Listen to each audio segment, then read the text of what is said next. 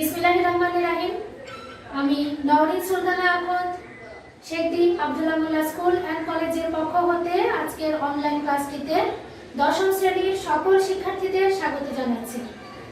শিক্ষার্থী বন্ধুরা, আমি তোমাদের জন্য পরিমিতি অংশ হতে অনুশীলনী 16.2 এই অনুশীলনীটির উপরে ক্লাস নিয়ে হাজির হয়েছি।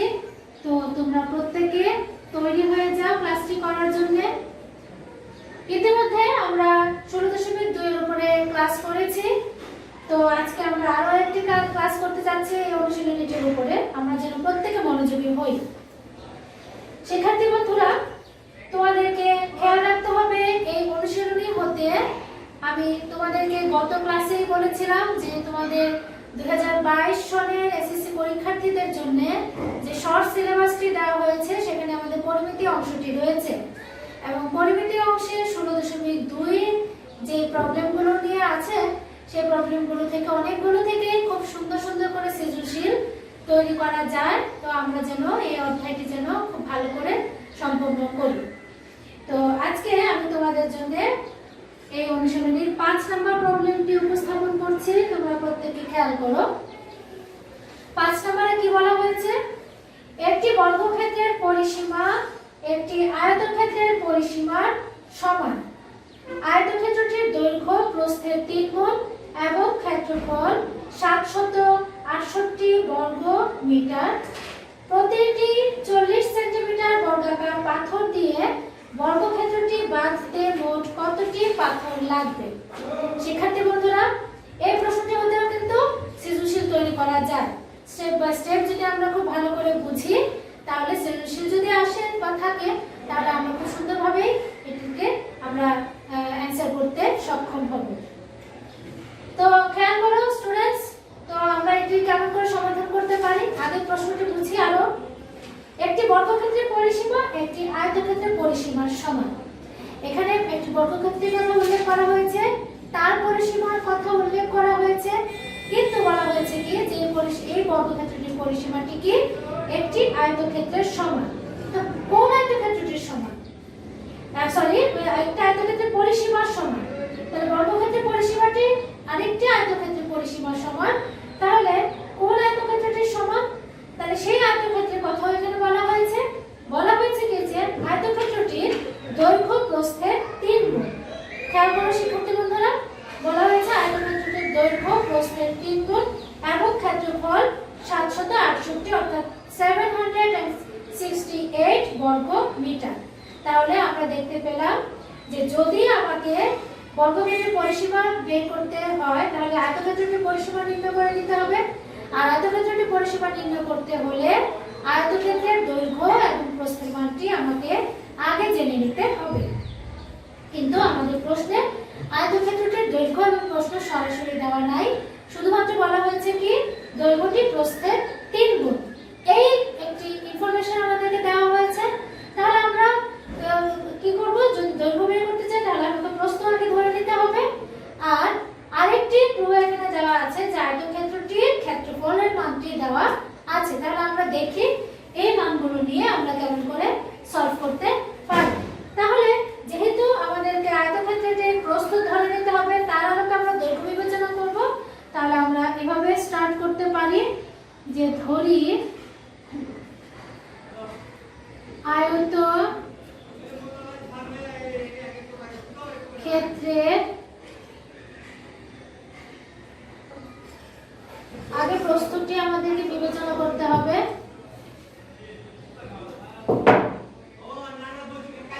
প্রস্থ সমান x মিটার। মিটারটি কেমন নিলাম? যেহেতু এখানে ক্ষেত্রফলটি বর্গ মিটারে আছে, সুতরাং আয়তক্ষেত্রের দৈর্ঘ্য সমান কত? বলা হয়েছে কি প্রস্থের 3 গুণ হচ্ছে দৈর্ঘ্য।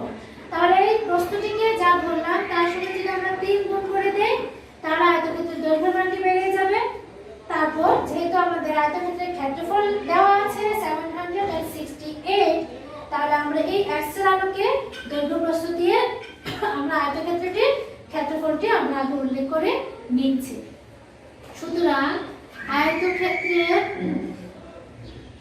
ক্ষেত্রফল সমান ট্রাইসেক্স ইন্টু এক্স বর্গ metre is equal to 3x square বর্গ মিটার। আবার দেওয়া আছে আয়ত ক্ষেত্রের ক্ষেত্রফল সমান 768 বর্গ মিটার। তাহলে 768 বর্গ মিটার।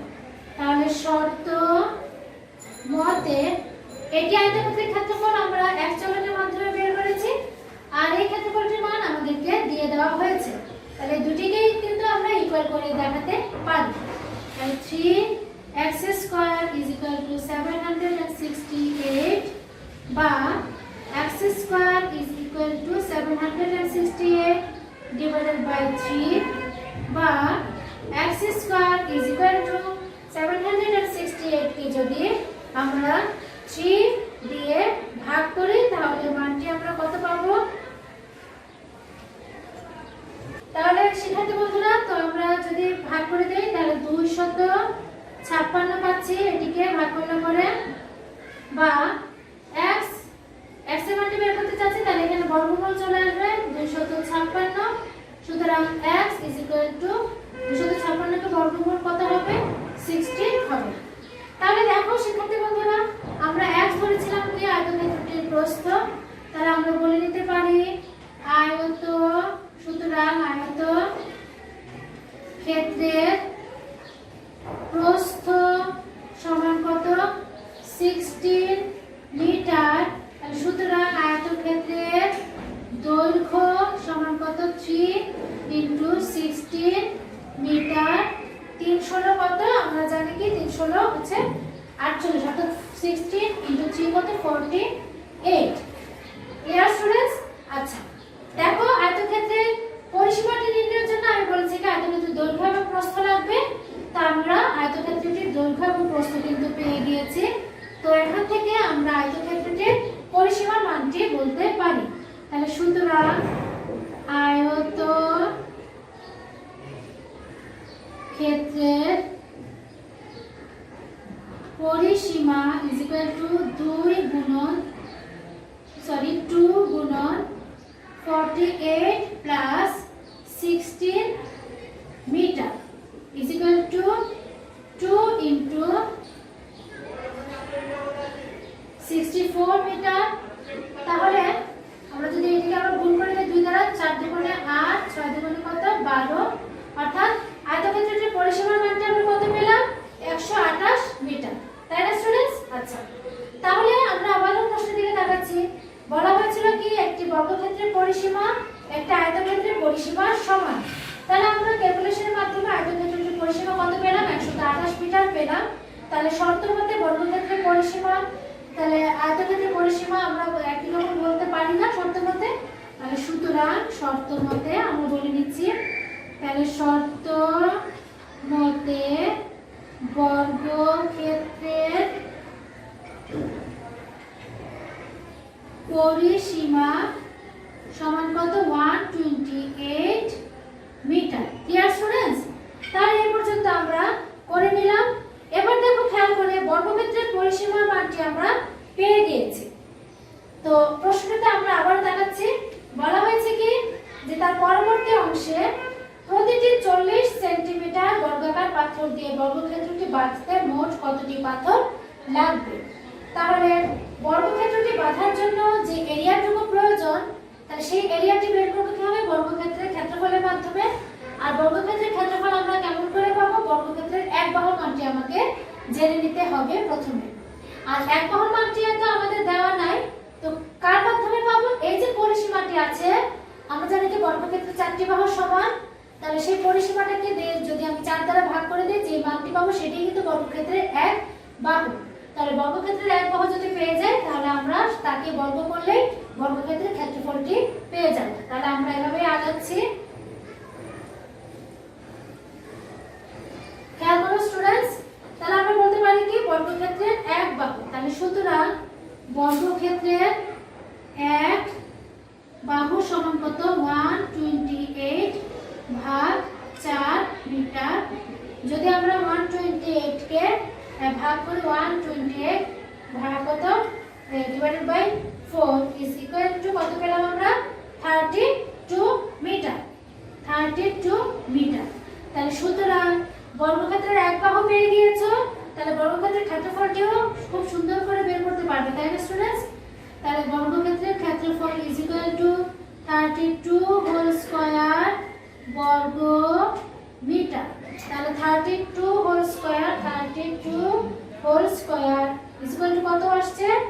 1024 বর্গ মিটার। তাহলে স্টুডেন্টস আমরা যেই বর্গক্ষেত্রে যে এরিয়াটুকুতে পাথর দ্বারা বাঁধতে চাচ্ছি সেই এরিয়াটুকুর মান আমরা পেয়ে গিয়েছি। আর তাহলে এখন আমাদেরকে কি করতে হবে? প্রতিটি 40 সেন্টিমিটার বর্গাকার পাথর, তাহলে এই বর্গাকার পাথরের ক্ষেত্রফলটি আমরা এখন নির্ণয় করে নিতে চাইছি। তাহলে এবার আমরা করব কি? আবার দেওয়া আছে বর্গাকার একটি বর্গাকার পাথরের এক বাহু। সেটি কিসে আছে স্টুডেন্টস? খেয়াল করো তো, 40 সেন্টিমিটার, 40 সেন্টিমিটার।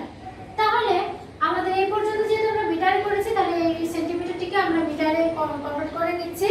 তাহলে যেহেতু আমরা জানি কি যে 1 মিটার সমান 100 সেন্টিমিটার, তাহলে এখানে যদি আমরা 100 দ্বারা ভাগ করে দেই মানটি কি পাবো? 0.4। এটির মান কি চলে আসবে? মিটারে চলে আসবে। তাহলে সুতরাং একটি বর্গাকার পাথরের ক্ষেত্রফল, তাই না স্টুডেন্টস? তাহলে এই ক্ষেত্রফলটি মানটি আমরা বের করে নিলাম। ক্ষেত্রফল ইজ ইকুয়াল টু যেই বাহু মানটি দেওয়া আছে সেটাকে আমি বর্গ করে দিচ্ছি। তাহলে আমরা যদি বর্গ করি, বর্গ মিটার ইজ ইকুয়াল টু 0.16 বর্গ মিটার। তাহলে খেয়াল করো, বর্গক্ষেত্রটির ক্ষেত্রফলটি আমরা পেয়ে গিয়েছি। যে পাথরটি দ্বারা বর্গাকার পাথর দ্বারা বাঁধাই করব তারও ক্ষেত্রফল আমরা পেয়ে গিয়েছি। তাহলে আমরা যদি যে বর্গক্ষেত্রের ক্ষেত্রফলকে আমাদের পাথরের ক্ষেত্রফল দ্বারা যদি আমরা ভাগ করি, তাহলে যে মানটি আসবে সেটা হচ্ছে কি আমাদের কাঙ্ক্ষিত ফলাফল, অর্থাৎ কতটি পাথর লাগবে সেই মানটি আমরা পেয়ে যাব। তাহলে আমরা বলতে পারি বর্গক্ষেত্রটি বাঁধতে মোট পাথর লাগবে। তাহলে এখন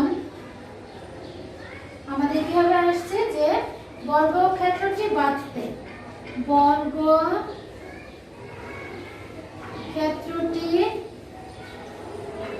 বাঁধতে মোট পাথর লাগবে ইজ ইকুয়াল টু কত?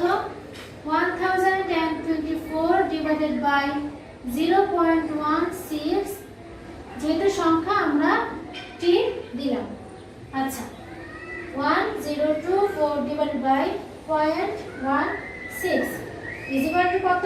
6,400 টি। তাহলে খেয়াল করো স্টুডেন্টস, আমরা কতটি পাথর লাগবে আমরা বের করে ফেলেছি, অর্থাৎ 6400টি পাথর লাগবে। তাহলে সুতরাং 6400টি পাথর লাগবে, এভাবে আমরা উল্লেখ করে দিতে পারি। তাহলে দেখলে স্টুডেন্টস আমরা কেমন করে এই প্রবলেমটি সলভ করলাম। চলো আমরা পরের প্রবলেম সলিউশন চলে যাচ্ছি।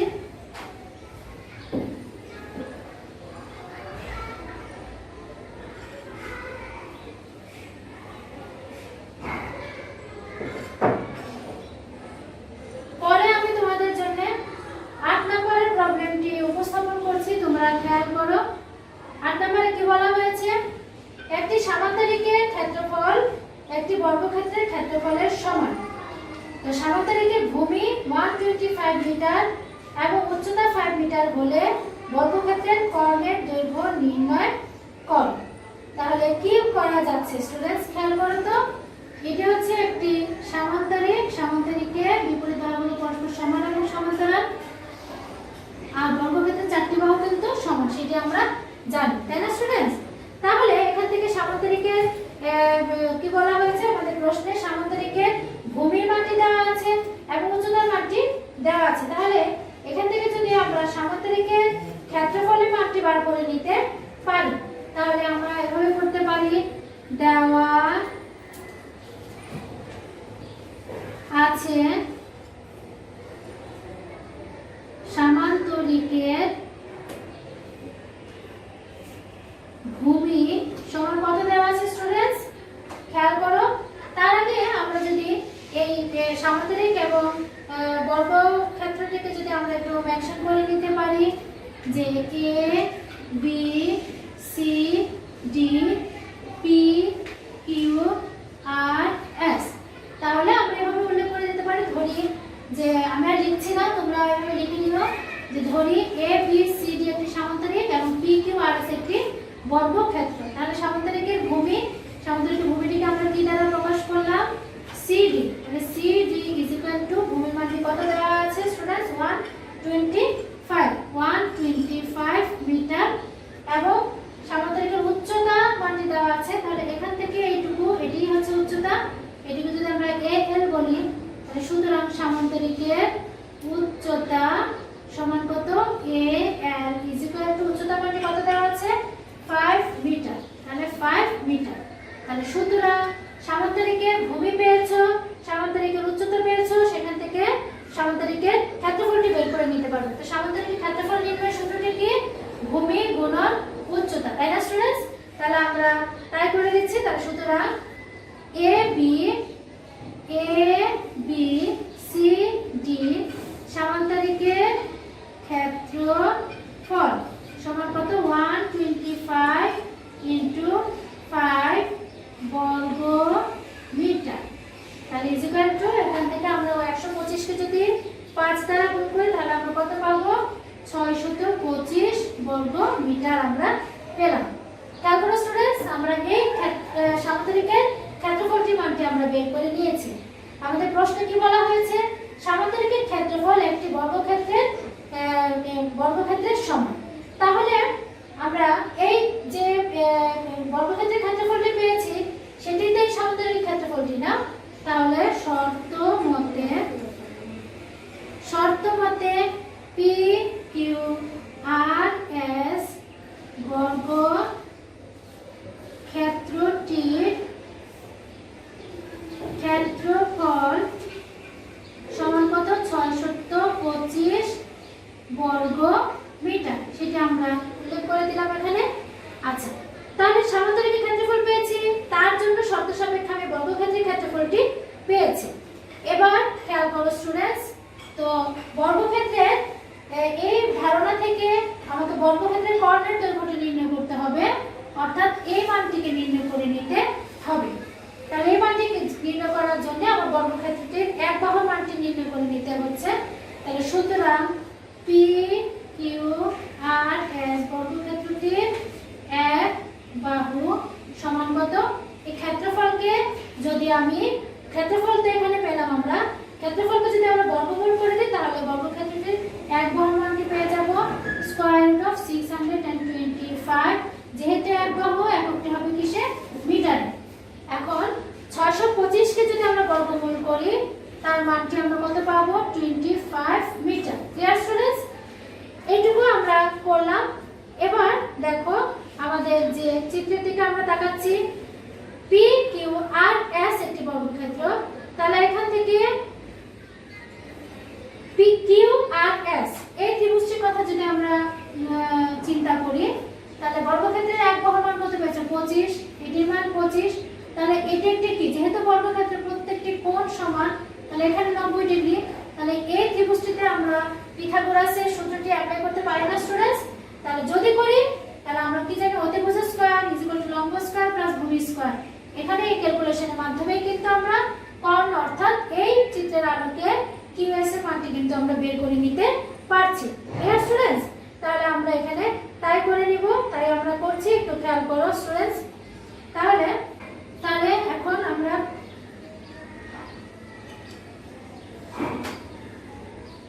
কিভাবে উল্লেখ করে দিতে পারি, এখন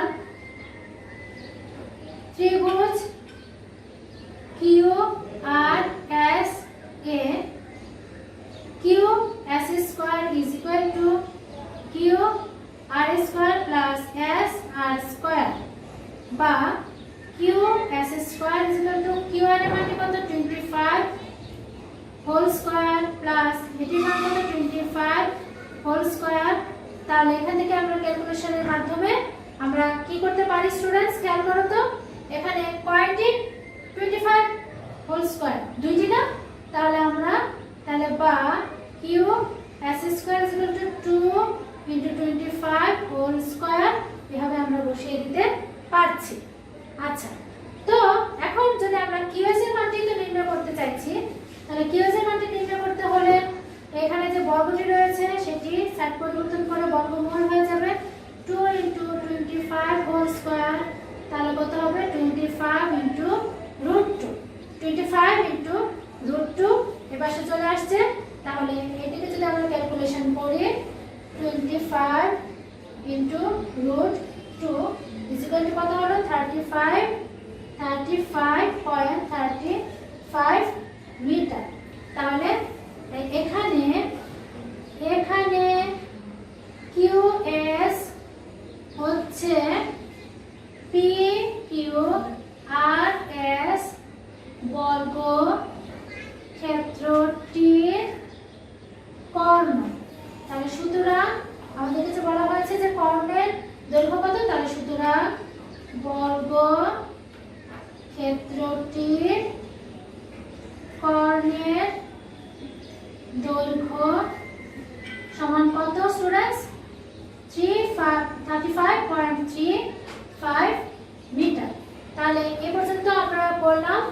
তো আমাদের আজকের ক্লাসটি যা করলাম তার সাপেক্ষে আমি তোমাদেরকে হোমওয়ার্ক দিচ্ছি।